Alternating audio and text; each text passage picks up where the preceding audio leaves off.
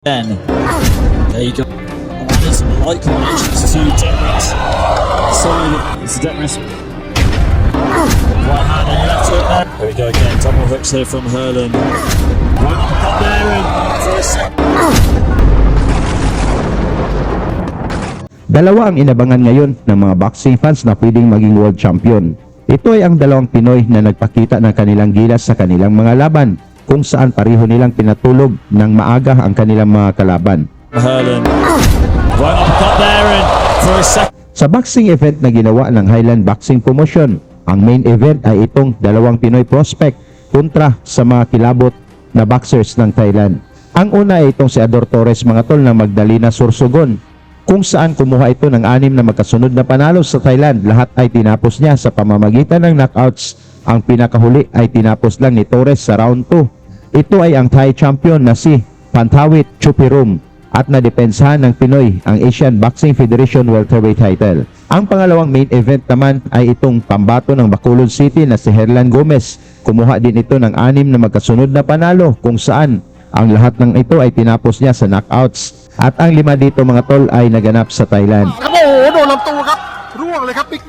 Ang pinakahuli ay itong kontra sa Thai champion, ang former world title challenger na si Komgrich Nantapich, kung saan nag-abang talaga ang mga Thai fans kung paano nito tapusin si Gomez. Ngunit kabaliktaran ang kanilang nasaksihan.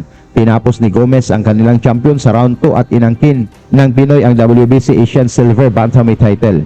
Halika mga boxing fans, ating balikan kung paano pinasuko ng ating mga Pinoy prospect itong mga kilabot na Thai boxers mismo sa harap ng kanilang mga fans. Here we go again. Double hooks here from Herlin. Right up there and for a second. Dala ng Pinoy na si Ador Torres mga tol ang 9 wins, 4 losses at 7 knockouts, habang ang Thai na si Chupirum naman ay may 3 wins, 1 loss at 2 knockouts. Sa laban na ito, depensahan ni Torres ang Asian Boxing Federation welterweight title na ginanap sa RCA Space Plus sa Bangkok, Thailand. Sa umpisa ng laban mga tol, sinalubong na kaagad ni Torres na naka-red trunks ng mga malalakas na suntok ang Thai boxer, ngunit nag-counter din ang kalaban. Who has the better of the two? So if you either fighter needs to have their lead foot on the outside of their opponent's front foot to try and land their power shot. So Ador needs to step to his right slightly to land that powerful left hand, and vice versa to Saitong. He needs to get rid, taking his time to work out Torres. Therefore, Ador Torres is just chipping away now, trying to touch up. Dito sa kaligitnaan ng round 1 mga tol, mainit ang palitan ng suntok ng dalawang boxers, kung saan wala namang magpapatalo sa bawat isa. You can tell that Ador Torres is very experienced. He's just Demis reactions, Demis come back there. It's coming up now in round of all, hit the chin. Less than 2 seconds to go.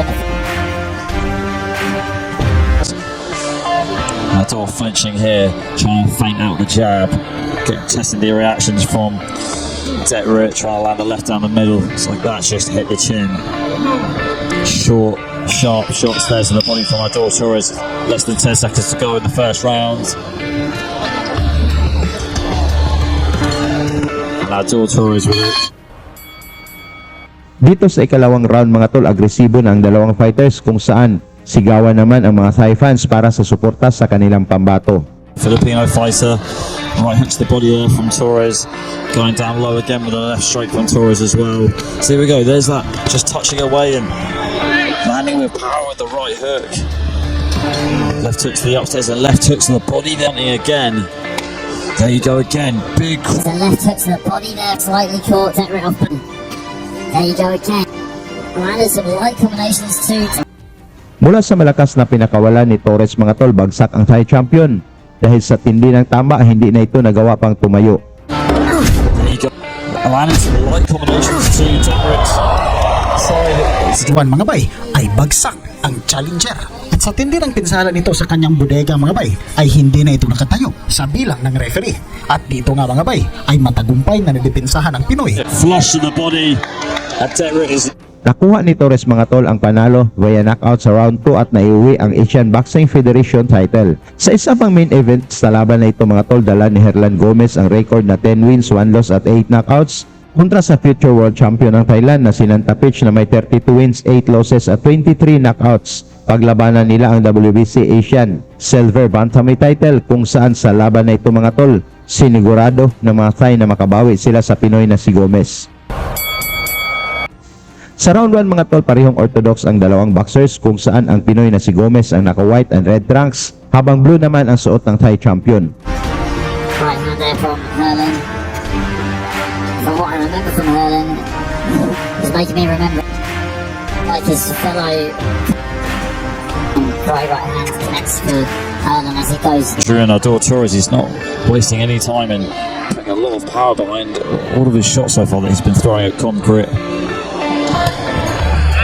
Again, great right. Bago pa lang ng laban mga tol, bistado mo nang nasaktan si Nantapich at napaatras ito mula sa mga atake ni Gomez sa mukha at bodega. Affected Concrete. And Herlin trying to get another round 1 knockout. His own shots, it looks like Herlin's just beating him to the punch. Uppercut right hand from Herlin. In Bangkok, Thailand. It's like Diving Concrete has been able to land a significant power punch at all in this first round. It's been all Herlin so far. It's been very one-sided. Concrete just taking his time, but just as soon as he tries to land his own shots, it looks like Herlin's just beating him to the punch. Uppercut right hand from Herlin. Jab down the middle from Herlin too. Marami nang naipatamang solidong suntok si Gomez kung saan hindi ito alam ng Thai kung paano depensahan.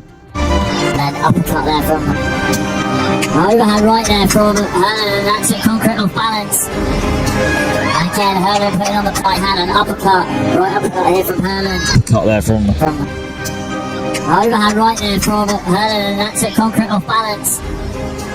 Again, Herlin putting on the right hand and uppercut. Right uppercut here from Herlin. the pressure again, landing the right hand and uppercut. Right uppercut here from Herlin. And another thundering right hand from Herlin connects. Right hand and left hook there from Herlin, and Concrete is on the canvas. Mula sa solidong kaliwa ni Gomez mga tol, bagsak si Nantapich, nagawa man itong tumayo ngunit bistadong nasaktan. Right hand and left hook. That's no surprise. We've got 30 seconds left in the round. It looks like Concrete is going to survive.